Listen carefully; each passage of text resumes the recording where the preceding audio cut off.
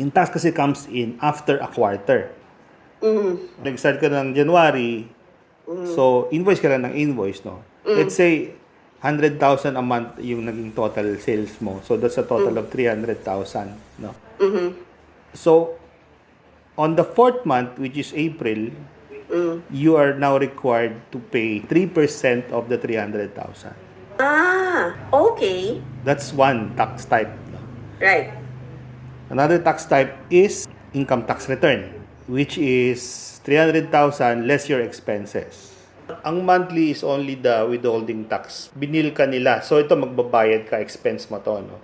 Binil ka nila ng 10,000 pesos Okay. for a certain equipment, no? Okay. So, pag equipment kasi considered siya as goods, di ba? Correct. Alright. So 1% ang rate nun, ng withholding tax rate. Okay.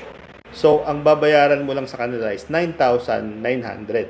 Oh, that's cool. But you have to remit it to the BIR the following month.